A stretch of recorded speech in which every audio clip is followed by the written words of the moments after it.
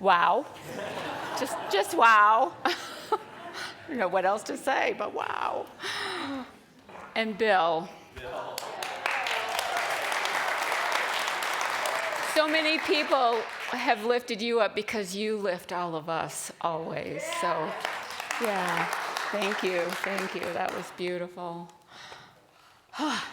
So this week in the Atlas of the Heart class that I've been facilitating, Brene Brown talked about candle blower outers. Have you heard of candle blower outers? She said we need to give language to our kids. We want to have our light shine. And this lesson was all about when we compare, the places we go when we compare, and we don't go very good places, do we? Jealousy and envy and resentment and all that.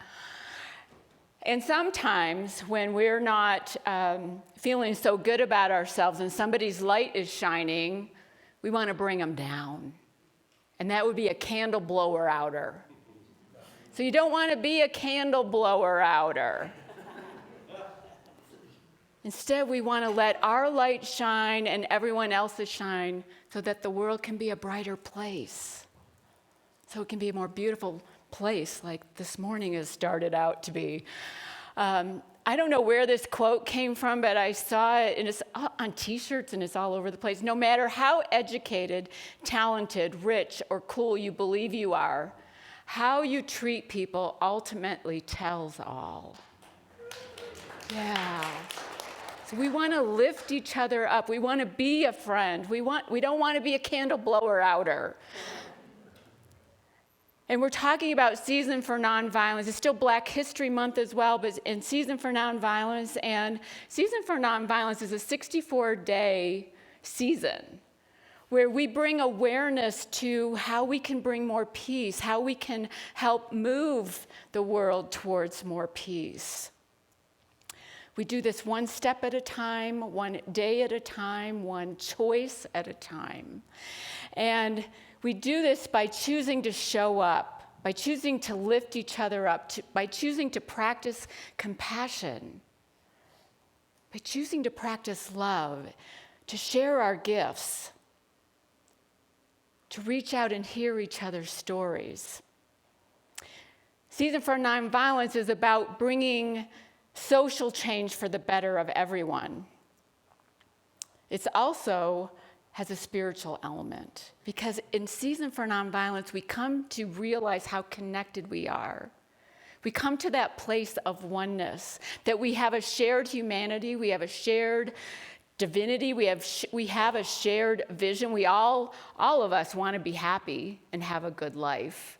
I don't think there's anyone that wouldn't want that.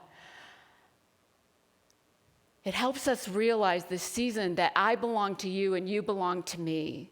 And so if we don't lift each other up, if we hurt each other, we're hurting ourselves. And so we're invited during this season to look at how can we lift each other? How can we realize our oneness? Oneness is our teaching in unity.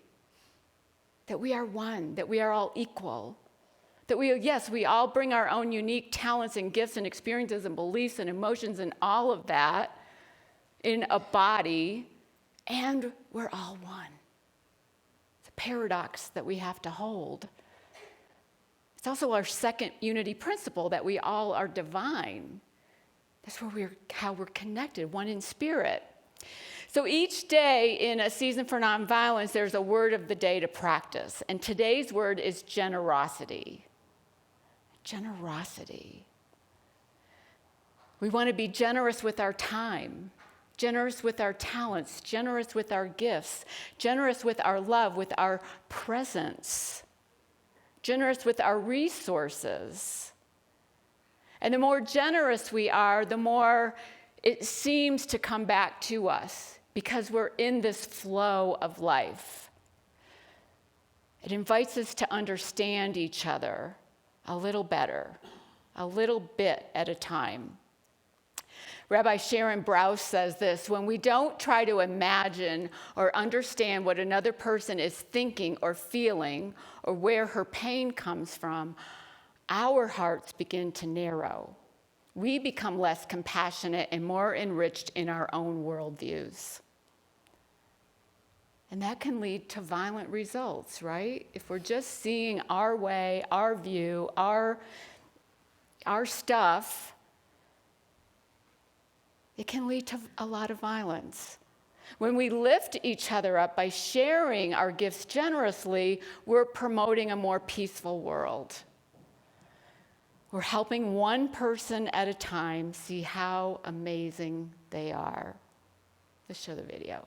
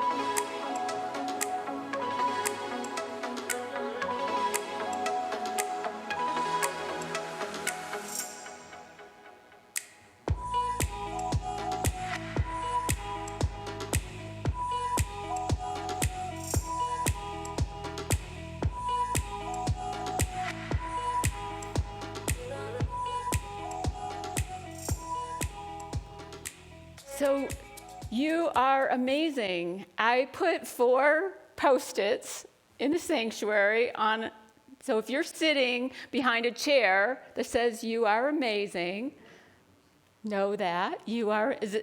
Is there an empty chair in front of one of them, or are all 4 of them taken? There's an empty chair. Somebody's got to sit there and take that. Claim it. Claim it. You are amazing. I only did 4, sorry, but you all are amazing.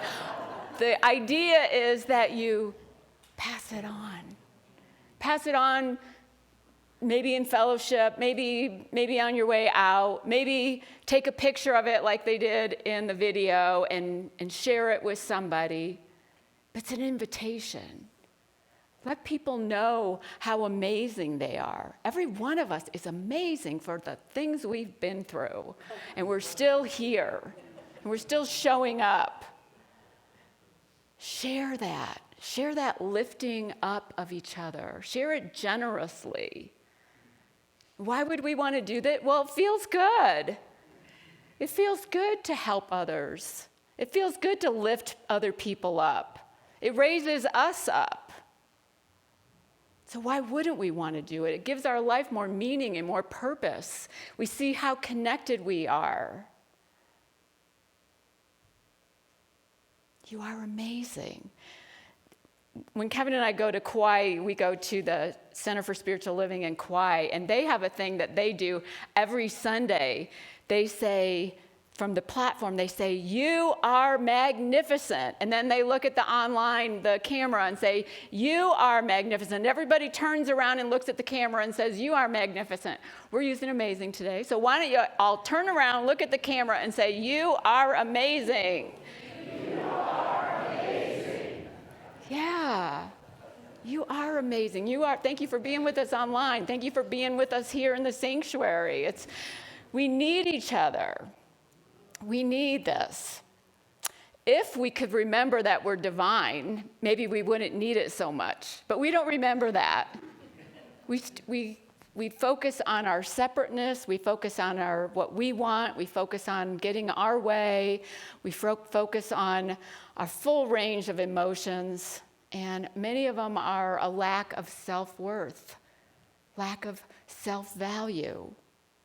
On the website for Season for Nonviolence, it says, nonviolence begins by learning how to be less violent and more compassionate towards our own being, and allowing that evolving self to act in the world with mature understanding. In learning to speak and act with self-respect, honor, and reverence, we find the courage to lift those we encounter. We find the courage. It brings us back to our connectedness, back to our oneness. And we get a glimpse of how much we need each other. And we often forget who we really are and the power that we really have. We have a lot of power. We can lift someone up. We can be the wings beneath, or the wind beneath their wings. We can be that for other people.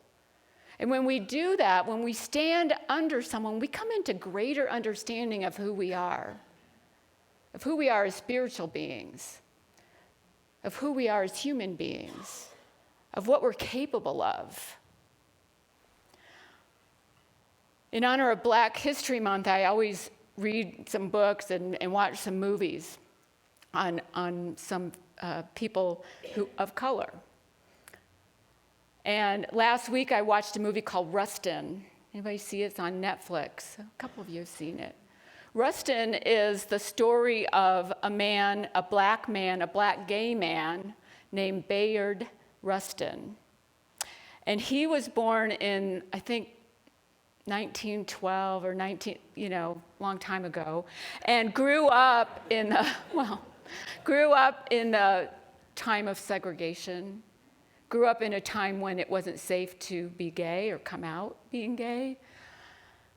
And he was very much an activist. He, in the 40s, in a bus heading down to Nashville in the Jim Crow South, he decided he was going to sit in the second row of the bus. And the bus driver told him he had to move to the back. And while he was sitting there contemplating what to do, a little white girl next to him pulled on his necklace. He had a necklace on, pulled on it, and she wanted to engage with him. And her mother said, "Don't talk to a nigger." And in that moment, Bayard realized that he had to take a stand. He refused to go in the back. He said, if I go in the back, what am I teaching this little girl? I'm teaching her that we prefer to sit in the back, that we do what we're told, that we're not worthy of sitting up front. And so he stayed where he was, and the bus pulled over and had police waiting for him. He was beaten, he was arrested, and all of the white people on the bus watched this. Then he decided later on, a few years later, that he needed to do the same thing about his homosexuality. He needed to take a stand. He is who he is. He was the person who recognized in Martin Luther King Jr. that he could be the face of the civil rights movement. At this time in the early 50s, Martin Luther King Jr. was a minister, and he was getting death threats. And he had guns in his house. Martin Luther King Jr. did, because he was afraid for his life and his family. And it was Rustin who convinced him, it was Rustin who had gone to India to learn about Gandhi's methods of nonviolence. It was Rustin who convinced Martin Luther King Jr. to get rid of his guns, and the civil rights movement needed to be a nonviolent movement. And Martin Luther King Jr. got rid of his guns and became the face of nonviolence here in America and the civil rights movement. Bayard Rustin was the person behind the scenes who lifted MLK Jr. up. He was the organizer behind the Freedom March that in Washington, D.C., with the famous I have a dream speech. He was the person that made it all happen. They said he couldn't do it. They said he wouldn't be able to do it because they weren't giving him a whole lot of time, and President Kennedy wasn't sure if this was a good thing. And anyway, he did it. They wanted 100,000 people to show up, and 250,000 people showed up. It's an amazing example for us of someone who lifts someone else up.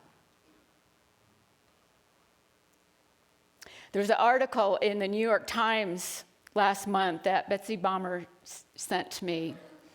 And it's about the second temple in Jerusalem. The second temple in Jerusalem was the temple that was in Jerusalem during Jesus' time. It was built in like 500 something BC and then destroyed in 70 AD. And they had a thing that always the Jews would go to the temple. And most of the Jews, when they got to the temple, when they went up the stairs and walked inside, they would turn to the right and they would circle around the temple. Some people, if they were hurting, if they were grieving, if they were feeling lonely and isolated, they would go to the left. And so every time someone walking on the right would come cross paths with somebody walking to the left, they would say to the person walking to the left, "What happened to you? What's your story?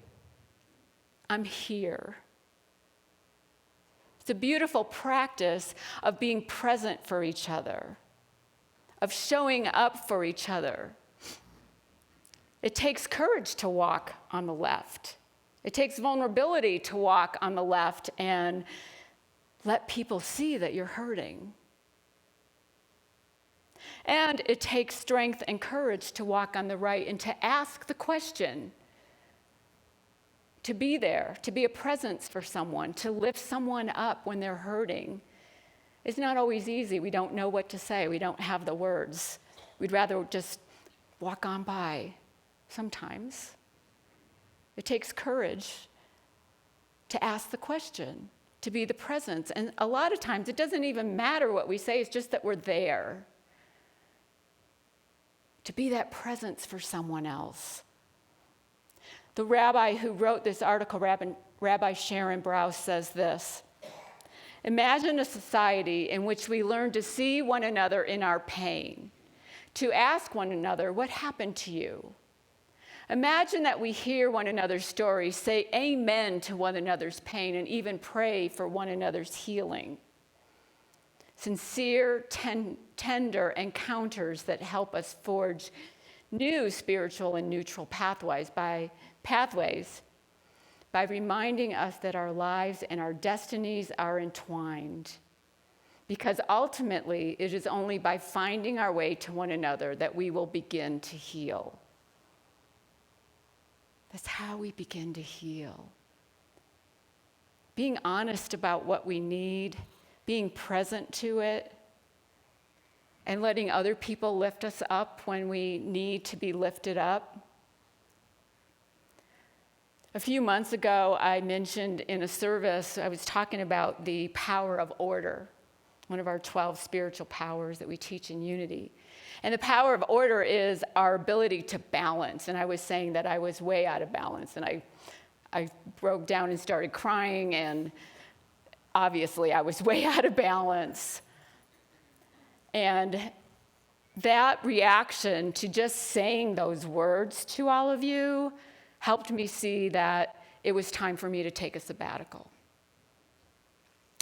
And so I went to the board and I talked to the staff, and they've been extremely supportive in this decision to take sabbatical. So I'll be going on sabbatical in May 14th for 3 months. We are well covered here. We've got a fantastic staff, a fantastic board. Every Sunday is covered already for next summer, for this coming summer when I'll be gone.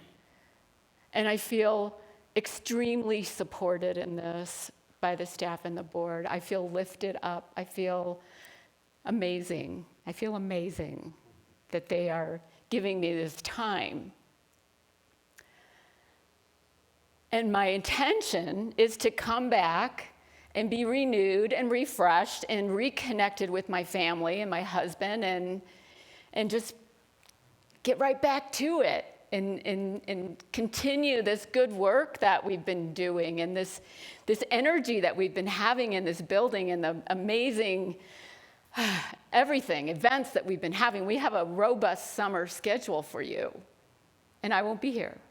And part of me is like, ooh, you know, I'm excited for all the things we have going on, and I want to be here, and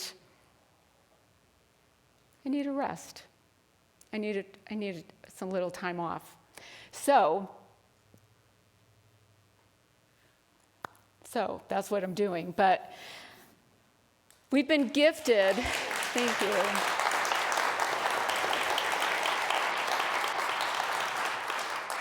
Since it's leap year this year, we've been gifted an extra day this month in February. On Thursday, the 29th, it only comes around every 4 years, was created by Julius Caesar in 45 BC as a way to balance out the inconsistencies in the calendar. I love that. It's a way to balance out. So 4 is the symbol of balance and sufficiency. That's why I put 4 Post-it notes in here, not 20 or not 100. This year, my sabbatical will help me balance. It'll help me balance. So I'm excited to lift you up as you lift me. So how do you lift people? How do you lift people up? And if you haven't done a very good job of it up to now, start today. Start today. Or start the 29th. Have the 29th be your day, because that's a special day. The 29th only comes around every 4 years. Balance out your own inconsistencies. Live generously. As the Rabbi Sharon says, turn right to reach out to your strength.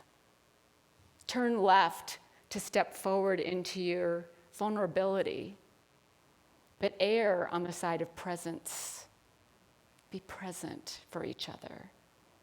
Be present. Don't be a candle blower outer, but instead take the leap and build a better world by lifting each other up. Namaste.